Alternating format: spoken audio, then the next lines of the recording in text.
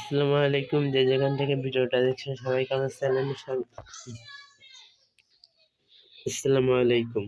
HSC 2025 ব্যাচের আজকে যেটা বোর্ড সায়েন্স করছিল এর রেজাল্টটা দিছে। আজকে আমি আপনাদেরকে বলবো এই রেজাল্টটাকে আর পরিবর্তন করা যাবে কিনা এবং বোর্ড সায়েন্স আর করা যাবে কিনা আপনারা সবাই অবগত আছেন, জানেন না, কিন্তু অনেকের মনে এই প্রশ্নটা আসে যে ভাই আরেকবার আবেদন করতে পারবো কিনা। শুধুমাত্র ভিডিওটা তার জন্য, অন্যরা ভিডিওটা স্কিপ করে চলে যাইতে পারেন, আমার এতে কিছু বলার নাই।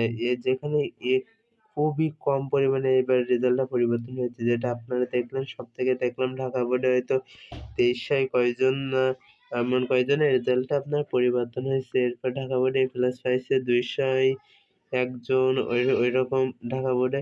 আর যশোর বোর্ডে খুবই কম, মানে মাত্র 6টা পেজে দেখলাম, 6-7টা পেজে ফেসবুক পেজ থেকে পোস্ট করা হলো একটা পেজ থেকে, যেখানে দেখলাম খুবই কম রেজাল্ট। ময়মনসিংহ বোর্ডে আবার দেখছি অনেকগুলো রেজাল্ট পরিবর্তন হয়েছে, মাদ্রাসা বোর্ডে কম হয়েছে, এরপর বরিশাল বোর্ডে আরো কম মানে ওইরকম তুলনামূলক অনেক কম রেজাল্ট পরিবর্তন হয়েছে। এটা আসলে কারণটা কি, আসলে কি, কিন্তু এটা নিয়ে বোর্ডের কিছু বলার নাই, এটা তাদের এখতিয়ার, তাদের দায়িত্ব, তারা যা ইচ্ছা করতে পারে।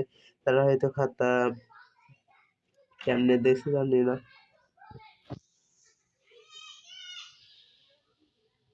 খাতা আরেকবার পুনরীক্ষণ খাতাটা আবার আপনার নাম্বারিং করা উচিত ছিল বোর্ডের, কিন্তু করে নাই, কিছু করার নাই। কিন্তু যেটা বিষয় বলছি, রেজাল্টটা আর চেঞ্জ করা যাবে কিনা। না ভাই, রেজাল্টটা আর চেঞ্জ করার কোনো উপায় নেই। একমাত্র উপায় ছিল বোর্ড চেঞ্জ করা, যেখান থেকে আমাদের কাছ থেকে 300 টাকা করে টাকা নিচ্ছে।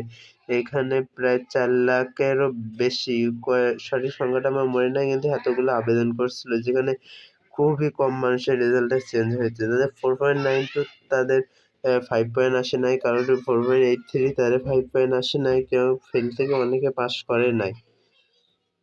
এই কিন্তু বোর্ডের কাছে এই একটাই কথা থাকবে, যেন আমাদের সাথে বৈষম্য না হয়। বৈষম্য বলতে এমন রেজাল্টটা যেন বজায় থাকে, অর্থাৎ আমাদের সামনে যারা আছে 26 এইচএসসি 2026 ব্যাচ, তাদের সময় যেন এমন করা হয়। না হলে যে 25 সালে আমলে এই যে সরকার পতন হলো, এরপর আমাদের এমন রেজাল্ট করা হলো, পরবর্তীতে যদি এই ধারা চালু থাকে শিক্ষা ব্যবস্থা, তাহলে কোনো অবজেকশন নাই, চালু থাকুক, শিক্ষা ব্যবস্থা উন্নত করা হোক, শিক্ষার্থীরা পড়াশোনার দিকে ধাবিত হোক, কিন্তু এমনটা যেন না হয়, যেন বৈষম্য হয়ে যায়, পরবর্তী কোনো সরকার এসে আগের সরকারের মতো একই নিয়ম চালু করে।